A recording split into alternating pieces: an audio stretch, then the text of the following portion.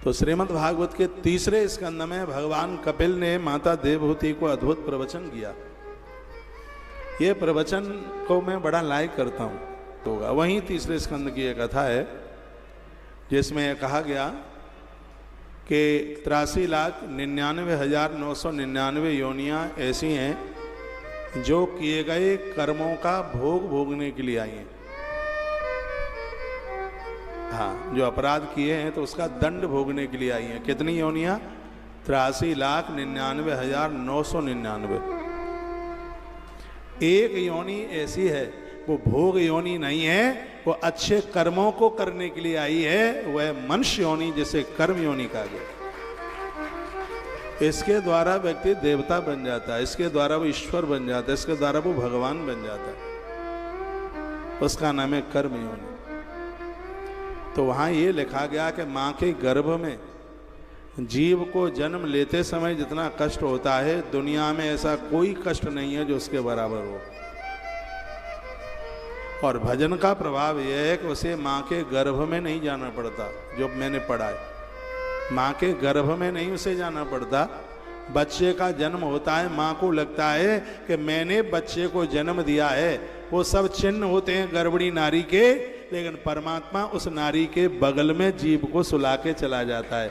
ना जन्म देने वाली माँ को कष्ट होता है और ना जन्म लेने वाली संतान को किसी भी प्रकार का कष्ट होता। ऐसे लोग जन्म नहीं, ऐसे लोग तो अवतार धारण करते हैं। वह है लोग जो भजनानंदी हैं, जो साधना के साथ में अपना जीवन जीते हैं। तो माँ के गर्भ से जन्म लेने में भैया 20 करोड़ बिच्छू डंक मारे, इतनी वेदना है, इतना कष्ट है। इस जन्म मरण के चक्कर से, इस माया से यदि मुक्त होना चाहते हो तो प्रबुद्ध कहते हैं कि आज ही भगवान की शरण पकड़ लीजिए।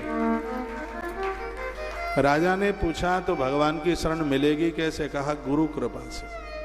गुरु कृपा के बिना नहीं मिलेंगे भगवान। ये पक्की या अटल शाश्वत सत्य है।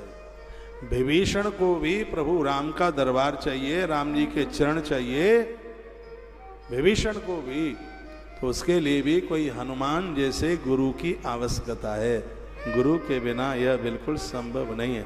गुरु बीच की एक ऐसी कड़ी है जिसके माध्यम से ही इन भक्तों को भगवान मिल सकते हैं। तस्मात् गुरुम प्रपद्येत जिज्ञासु श्रेय उत्तमम। कहा गया है वो गुरु है, बड़ा ऐश्वर्यशाली है वह गुरु जो हमारी अविद्या का नाश कर देता है।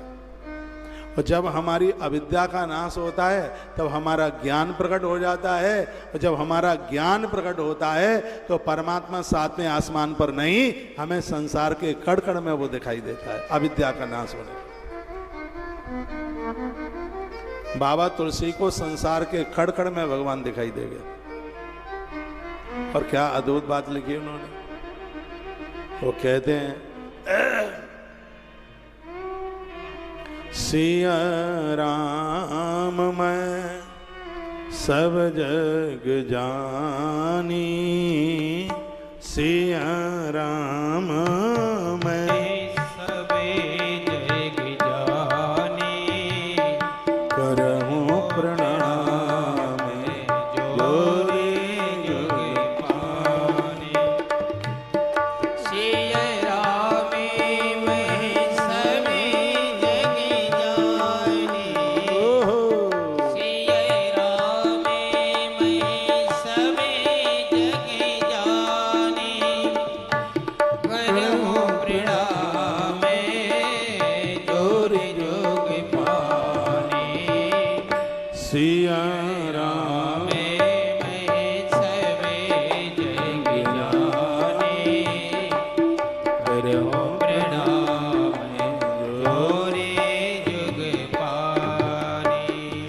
इसलिए गोस्वामी जी ने कड़कड़ में सीताराम सरकार का दर्शन किया। यहाँ बड़ी अच्छी बात कही, जब अज्ञान का नाश होता है तब ज्ञान प्रकट होता है। जब ज्ञान प्रकट होता है तब संसार के कड़कड़ में हमें भगवती सत्ता दिखाई देती है, भगवान दिखाई देता है। ये होगा गुरु के द्वारा। तो लिखा है गुरु कैसा हो? साप्ते परेच निष्णातम ब्रह्म पुण्याप समाश्रयम। बहुत प्यारी बात कही गई है। कहा गया जो शिष्य के अज्ञान का नाश करता है, दुर्गुणों को छुड़ा देता है, ये गुरु की कृपा। इसलिए जो परम कल्याण का के जिज्ञासु हैं उसे गुरुदेव की शरण आज ही ले लेनी चाहिए, ऐसा वर्णन किया गया है। कहा गया है गुरुदेव ऐसे हों, कैसे हों, जो शब्द ब्रह्म वेदों के पारदर्शी विद्वान हों। आज गुरुओं की बड़ी बाढ़ आई है, चेलों से ज़्यादा गुरु हो गए और बड़े सस्ते मिल रहे हैं। हाँ, बहुत गुरु है। पूज्य रामसुखदास जी महाराज कहते थे, उनको किसी ने पूछा मैं गुरु की तलाश में हूँ, कैसे पहचानूं ये मेरे गुरु हैं? तो उन्होंने कहा जैसे साधु के पास बैठने से तुम्हें दुनियादारी दिखाई देती है, दुनिया के भोग दिखाई देते हैं, वासना दिखाई देती है, संसार दिखाई देता है, वो कभी आपका गुरु नहीं हो सकता। वहाँ से दीक्षा न लेना। तो फिर गुरु कौन है? जिसके पास बैठने से मन में कंपाए मान, शरीर का रोम रोम फड़कता है, देह में कंपन होता है, ईश्वरीय सत्ता के प्रति मन के भाव अध्यात्म में हो जाते हैं, विचार बदलने लगते हैं। ऐसा लगता है कि जो भी अभी तक जीवन जिए वो तो सब निरर्थक चला गया है, बस अब जो जीवन जीऊँगा या जीऊँगी वही मेरे कल्याण के लायक है। जिनके पास बैठकर संसार नहीं, जिनके पास बैठकर जगत नहीं, जिनके पास बैठकर जगदीश का अनुभव होने लगे वही गुरु है। ये कहा गुरु बैठा हुआ नहीं, चलता हुआ होना चाहिए। माता अंजनी ने हनुमान को कहा बेटा तुम्हें कुछ करना है, भगवान के पास रहना है तो गुरु की शरण में जाओ। तो हनुमान जी ने कहा माँ किसे गुरु बनाऊं? तो माता अंजनी ने कहा जो बैठा नहीं है चल रहा है उसे अपना गुरु बना लो, क्योंकि पानी बहता भला और साधु चलता भला, रमता भला। तो जो चल रहा है उसे अपना गुरु बना लो। तो हनुमान जी सूर्य नारायण के पास पहुंच गए, प्रणाम किया, कहा गुरुदेव आपसे हम ज्ञान लेने के लिए आए हैं, क्या इस बालक को आप स्वीकार करेंगे? तो सूर्य देवता ने कहा हे आंजनेय, हे अंजनी पुत्र, तो तुम्हें ज्ञान देने के लिए मेरे पास समय भी तो हो, मैं रुक करके तुम्हें कुछ बोल भी तो सकूं। मैं तो चल रहा हूं और मैं कभी रुकने वाला नहीं।